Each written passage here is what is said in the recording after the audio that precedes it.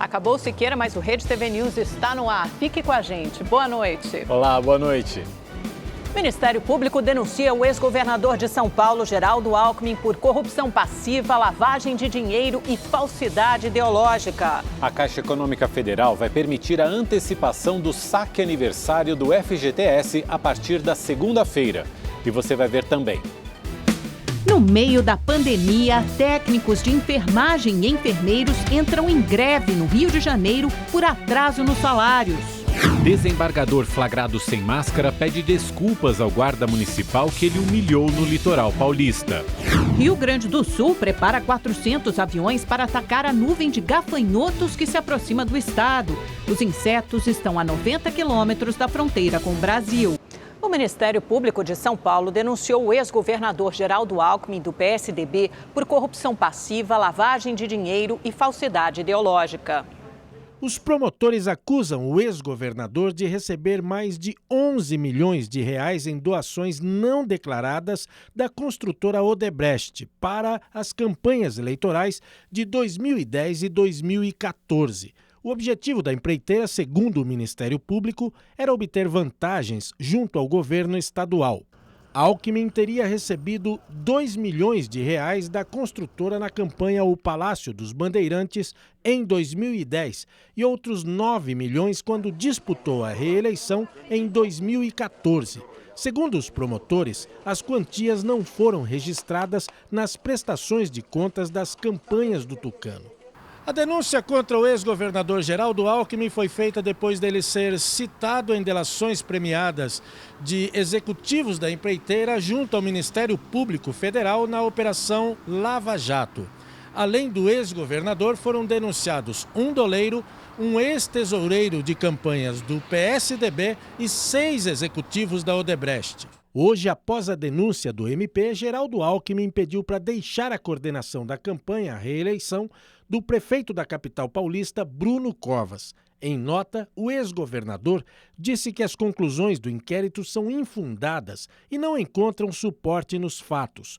Já o PSDB disse que o diretório estadual do partido reitera sua confiança na idoneidade do ex-governador e em seus mais de 40 anos de vida pública.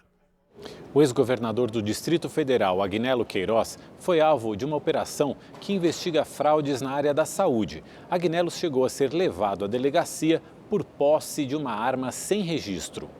O ex-governador do Distrito Federal, Agnello Queiroz, foi alvo de buscas na Operação Alto Escalão. Os policiais foram até a casa do político do PT em um bairro nobre de Brasília. A força-tarefa investiga irregularidades na área da saúde durante a gestão de Agnello. Ele e outras autoridades teriam recebido propina na contratação de leitos para a rede pública. O ex-governador teria recebido cerca de R$500 mil por meio de um contrato fictício entre a Secretaria de Saúde e uma empresa de marketing. Não havia mandado de prisão contra Agnello Queiroz, mas ele foi levado à delegacia porque, durante as buscas, os policiais encontraram uma carabina sem registro. Após prestar depoimento e pagar uma fiança de R$3 mil, Agnello deixou o local. A Polícia Civil também encontrou, na casa de outra investigada, uma mala com cerca de R$250 mil. Foi preciso utilizar uma máquina para contar todo o dinheiro. Procurada, a defesa de Agnello não se pronunciou. A marmita supostamente envenenada que teria matado moradores de rua de Itapevi, na Grande São Paulo, está sendo analisada por peritos. Testemunhas contaram que os 2 homens que morreram após ingerir os alimentos tiveram dor de barriga e espumaram pela boca. A mulher que costuma entregar marmitas aos moradores de rua prestou depoimento voluntariamente na delegacia. Ela disse que trabalha com refeições há 10 anos e que a família dela come a mesma comida que dá aos mais necessitados. Uma câmera de segurança registrou o momento em que 2 carros pararam num posto de combustíveis desativado. Um grupo distribuiu as marmitas por volta das 10 da noite. 4 pessoas receberam a comida. José Araújo Conceição e Wagner Aparecido de Oliveira morreram depois de ingerir os alimentos. O caso é investigado como morte suspeita. Foram solicitados exames necroscópico e toxicológico das vítimas, que serão analisados e anexados ao inquérito. Uma adolescente de 17 anos e uma criança de 11 também comeram as marmitas e estão internadas. Segundo familiares da jovem, ela foi transferida ao Hospital Regional de Osasco, município vizinho, e está entubada. O menino também está entubado em outro hospital da Zona Sul de São Paulo. A polícia tenta identificar um homem que, do nada, deu um soco em uma mulher em Diadema, no ABC Paulista. Câmeras de segurança registraram a agressão. O caso aconteceu por volta das 7 horas da manhã de ontem. As imagens mostram quando a mulher sai do prédio. Ela fica parada na calçada e, de repente, é atacada com um soco no rosto por um homem que passava pelo local. Ela cai e é socorrida por moradores do edifício. Uma outra câmera de segurança também registrou a agressão. Depois de dar o soco, o homem de jaqueta clara ainda olha para trás e segue o caminho normalmente. A mulher teve ferimentos no rosto. A polícia tenta identificar o agressor. Que absurdo. E olha, um homem de 30 anos foi preso em São Gonçalo, na região metropolitana do Rio de Janeiro, por suspeita de armazenar e transmitir imagens de violência sexual contra crianças. O homem era investigado desde 2016. A Polícia Federal afirma que o suspeito usava a internet de locais onde prestava serviço para obter e enviar fotos e vídeos de abusos sexuais contra menores de idade. Os equipamentos apreendidos na ação vão passar por perícia. A polícia quer identificar as vítimas que aparecem nas imagens e outros criminosos envolvidos no compartilhamento desse material. Este é o 4º homem preso em menos de 20 dias por suspeita de pedofilia no Rio de Janeiro. O desembargador Eduardo Siqueira, que ofendeu um guarda civil municipal em Santos, no litoral paulista, disse que está arrependido e pediu desculpas. O desembargador do Tribunal de Justiça de São Paulo, Eduardo Siqueira, publicou hoje uma nota pedindo desculpas por ofender o guarda municipal Cícero Hilário no último sábado, em Santos, no litoral paulista. Eduardo Siqueira disse que se arrepende e que nada justifica o ocorrido. No dia 18 de julho, o desembargador foi flagrado pelos guardas municipais caminhando na praia sem máscara e foi abordado. O vídeo, feito por um dos guardas, mostra o momento em que Eduardo Siqueira chama o GCM de analfabeto, rasga e joga a multa no chão. Essa foi a segunda vez que Eduardo Siqueira foi flagrado desrespeitando um agente de segurança, após ser abordado por não usar a proteção. Desde o início de maio, é obrigatória a utilização de máscaras na cidade. A Polícia Federal, em conjunto com a Controladoria Geral da União e o Ministério Público Federal, deflagrou 2 operações de combate a fraudes em contratos relacionados à Covid-19, feitos pela Secretaria de Saúde do Recife.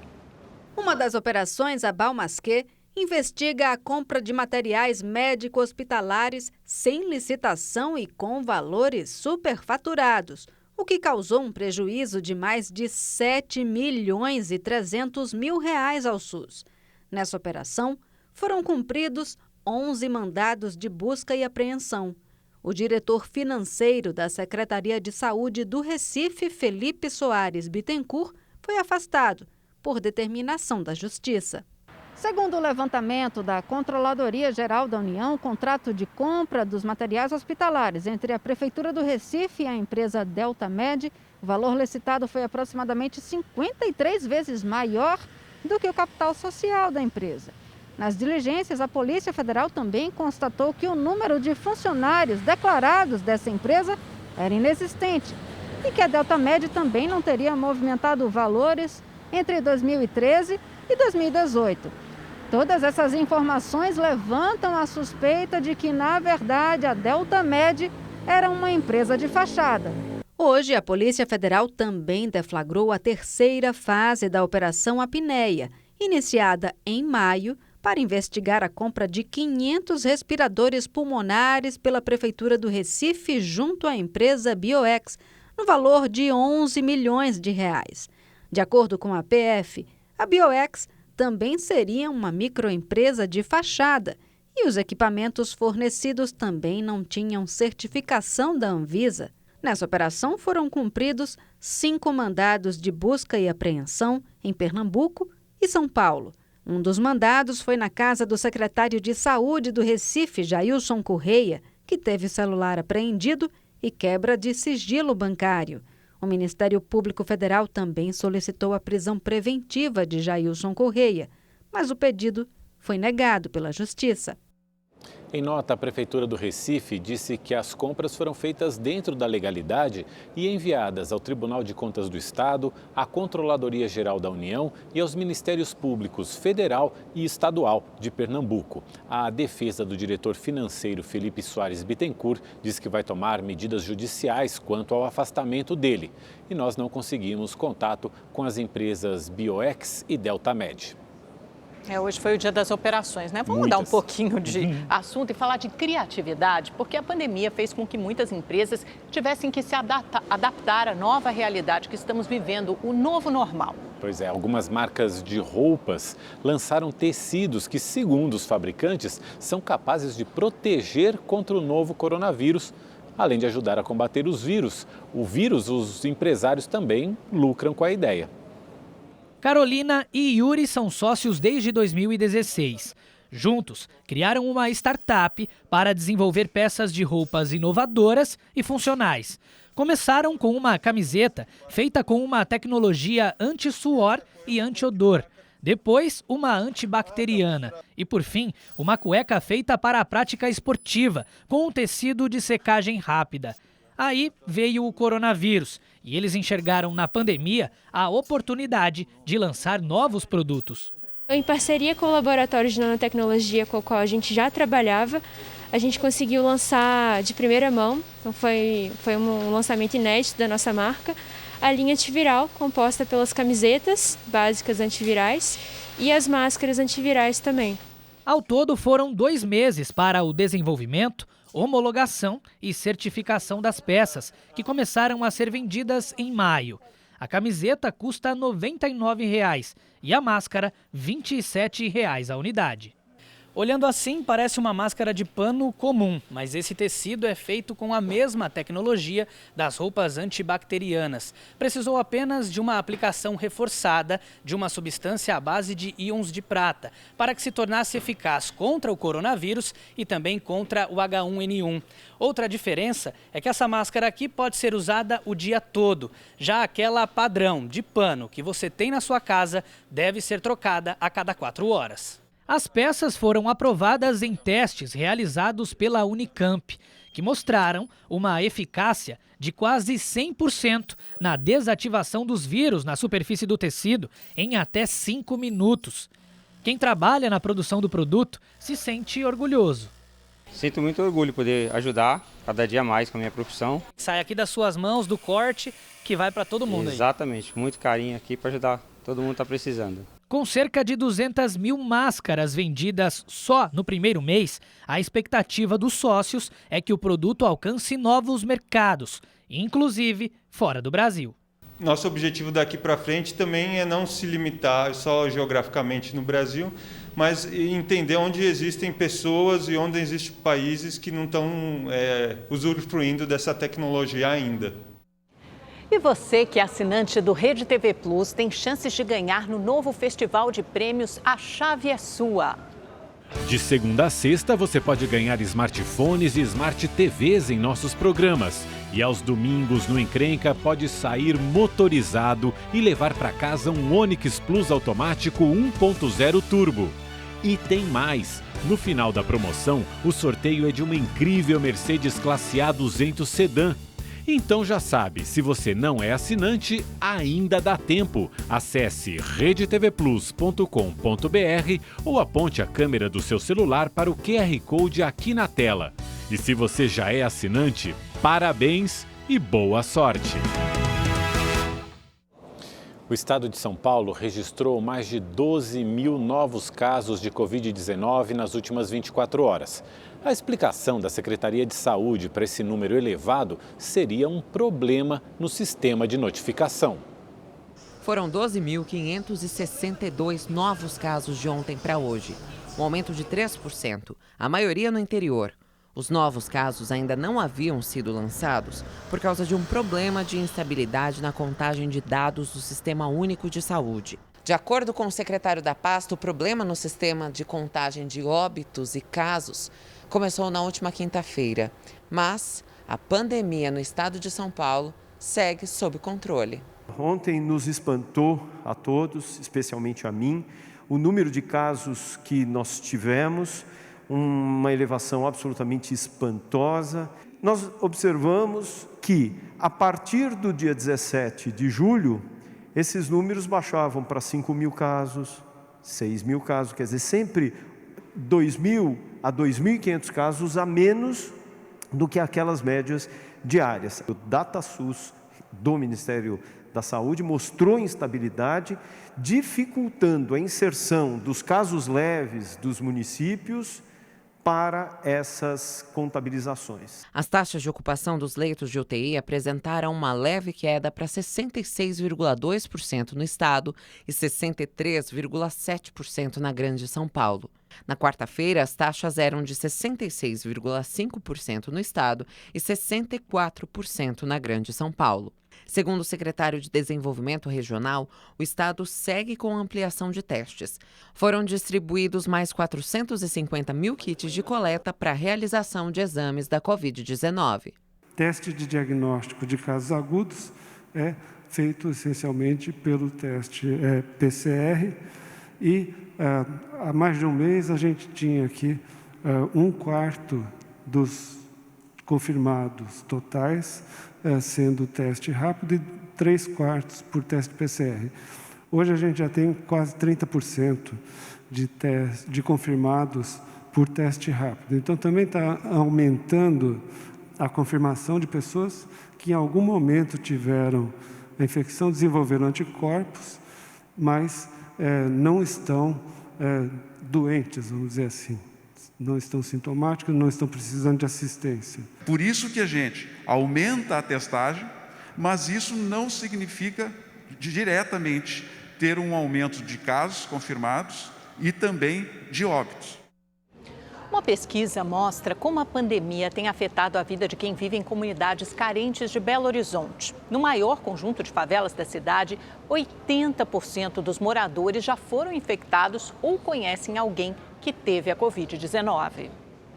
É uma favela da capital mineira que concentra o maior número de mortes pela Covid-19. Na Cabana do Pai Tomás, na região oeste da cidade, 6 moradores não resistiram às complicações da doença. Eu conheço pessoas que estão contaminadas, que realmente está contaminado e que já contaminou. Este hospital, que fica no maior aglomerado de favelas da cidade, virou referência para os pacientes com sintomas do novo coronavírus. A avó da Naira acabou de receber alta. Ela estava internada, mas agora ela está bem, né? Eu tenho medo pelo meu pai, pelos meus familiares, porque só tem idosos na minha família. Conviver com o coronavírus já é uma realidade para os moradores da maior favela de Belo Horizonte.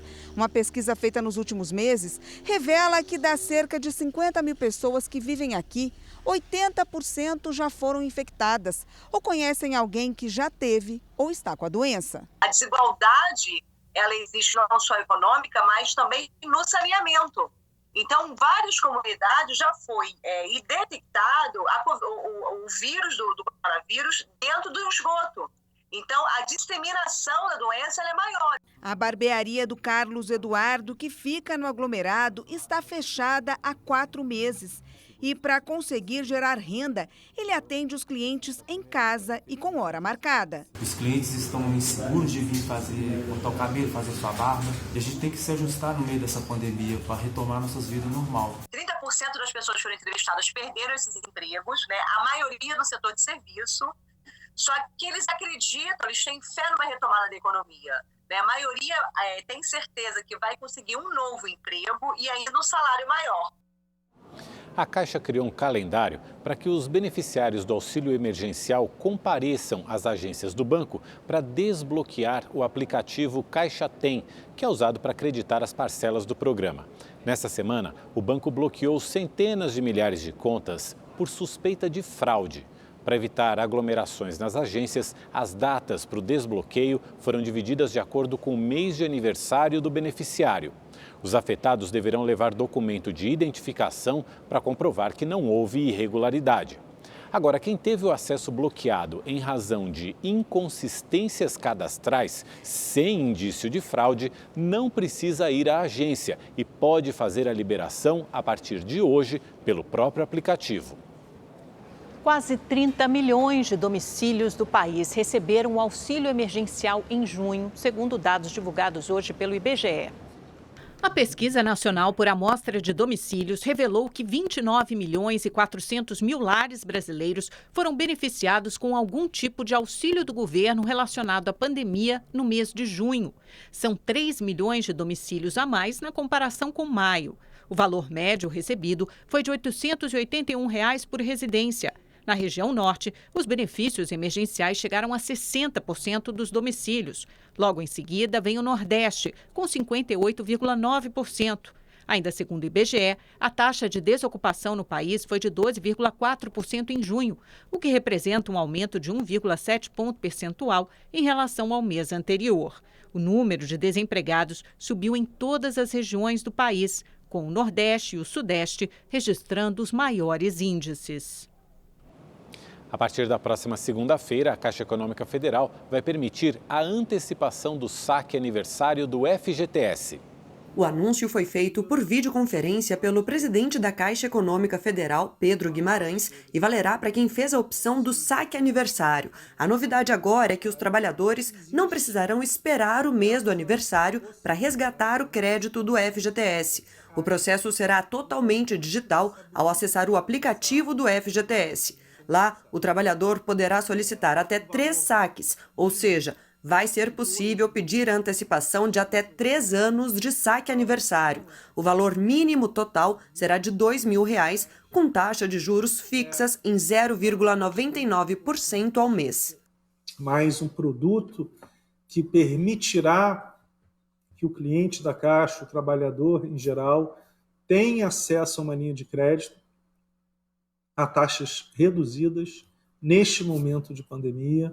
De acordo com a Caixa, mais de 6 milhões de trabalhadores já aderiram ao saque aniversário e a expectativa do banco é a de atingir mais de 1 milhão de clientes com o benefício da antecipação do crédito.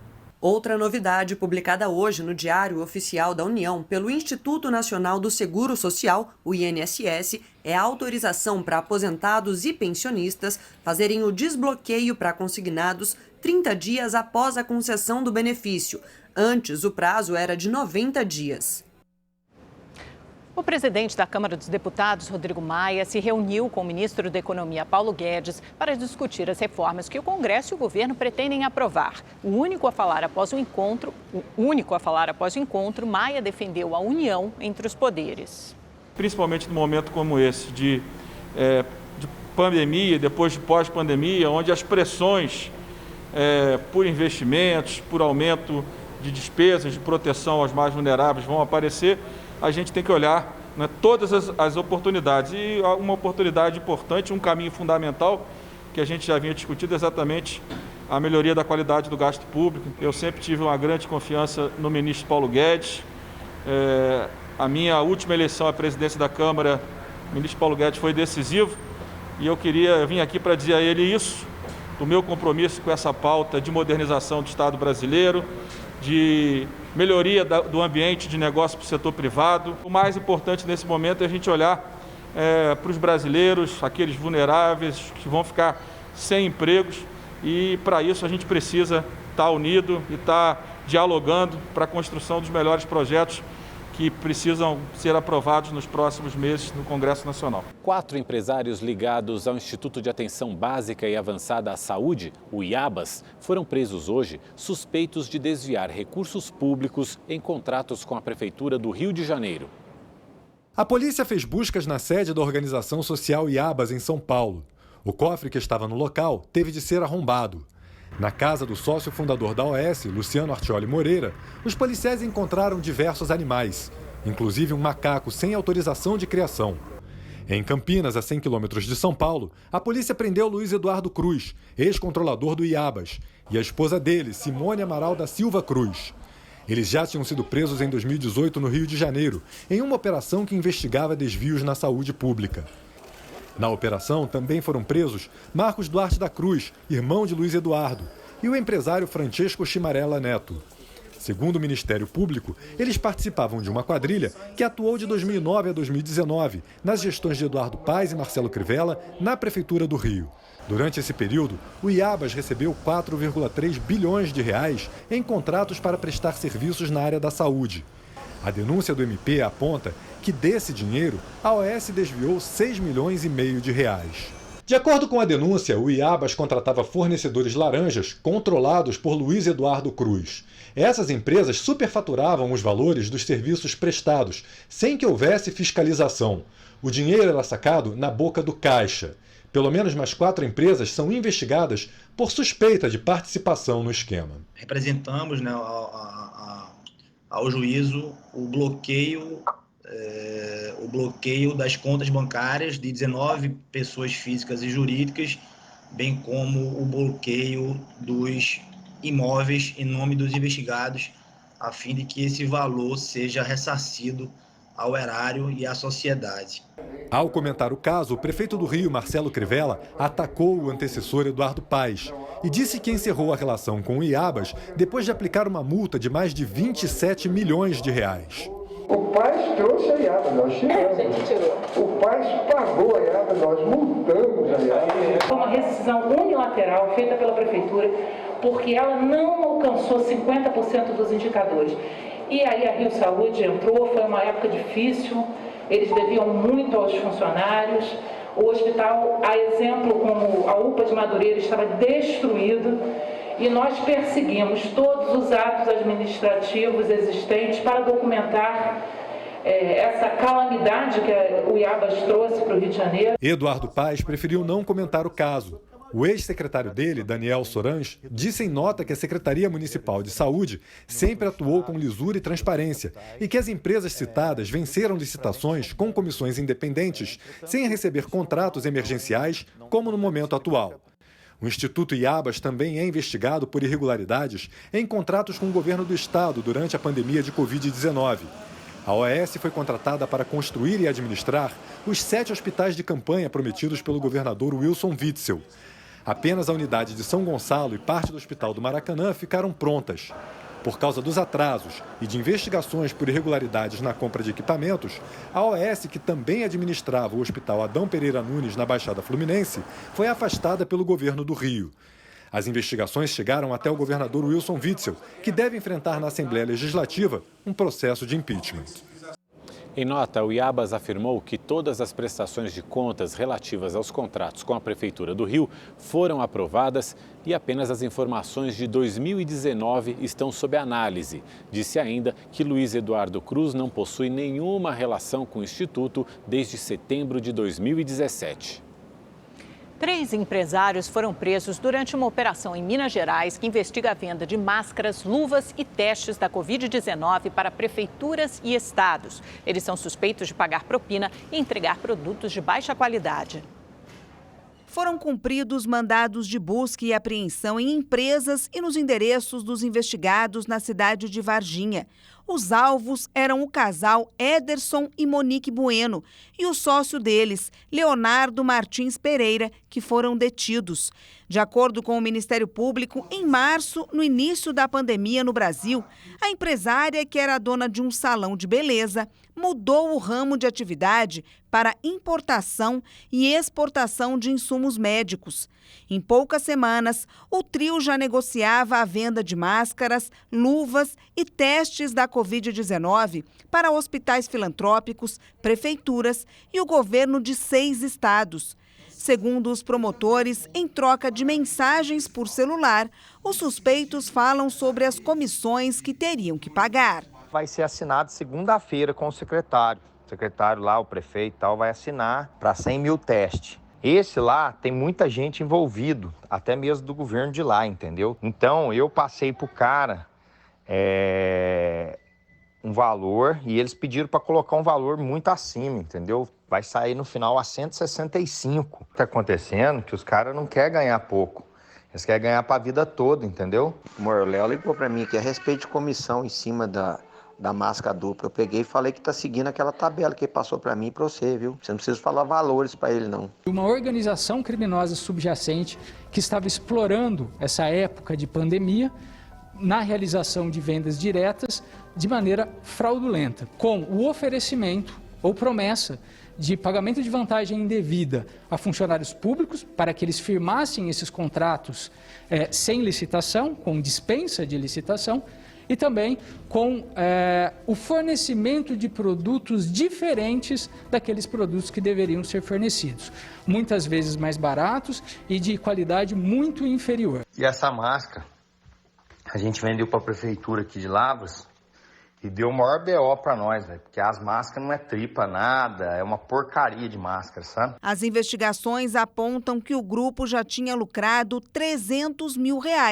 e esperava receber até R$8 milhões com as vendas. Os 3 empresários tiveram R$15 milhões em bens e dinheiro bloqueados. Os advogados de defesa negam as irregularidades. E vamos saber como é que fica o tempo amanhã? A Gabriela de França já está aqui com a gente e tem todos os detalhes, né, Gabi? Boa noite. Isso mesmo, Mauro. Boa noite para você, para Amanda. Ótima noite para você de casa. Olha, antes da gente ver a previsão do tempo para amanhã, eu quero mostrar para vocês imagens do cometa Neowise, o novo cometa que foi descoberto aí pela NASA em março deste ano.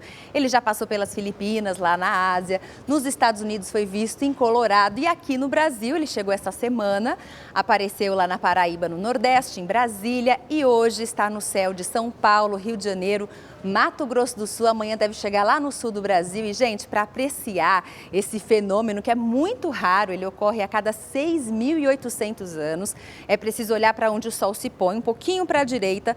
Claro, um local mais aberto, aí com poucos edifícios, né? E o tempo está bem propício para isso, porque a gente está com poucas nuvens no céu. E vai continuar assim amanhã, viu? Tempo firme, seco aqui em todo esse amarelão, nada de chuva. O sol vai brilhar forte nessa sexta-feira de novo. E continua bastante quente, viu? Em Cuiabá, a temperatura amanhã chega aos 37 graus, 35 graus em Palmas e 34 em Porto Velho. As temperaturas ficam mais altas do que o normal para essa época do ano em todo o Brasil. As instabilidades diminuem na costa leste do Nordeste. O sol aparece o dia todo em Recife e Natal, onde a máxima é de 29 graus. E vai ser mais um dia bastante quente, de muito sol para os cariocas, máxima de 32 graus. E, gente, a qualidade do ar em São Paulo piorou muito essa semana, justamente por causa do clima quente e seco. As partículas, né, de poluição ficam mais concentradas na atmosfera e a gente fica respirando esse ar mais poluído. Amanhã não vai mudar, tempo seco mais uma vez e quente, com máxima de 26 graus aí na capital paulista. Mas temos mudanças amanhã. A frente fria ganhou força, está se aproximando do sul do Brasil. Ela promete trazer bastante chuva aqui sobre o Rio Grande do Sul e depois frio até o final da semana, tá? Em Porto Alegre, portanto, depois de uma semana de muito sol, temperaturas aí na casa dos 30 graus, vem chuva. Ela deve chegar amanhã à noite apenas e até sábado o tempo fecha de vez, a temperatura despenca, mínima de 9 graus, não passa dos 18. E olha, essa frente fria veio em boa hora. Esse clima mais frio e úmido pode espantar os gafanhotos. É que, novamente, a nuvem de gafanhotos que se formou na Argentina preocupa os agricultores gaúchos e os insetos seguem em deslocamento. E na tarde de hoje estava a 90 quilômetros da Barra do Quaraí, na fronteira oeste do Rio Grande do Sul.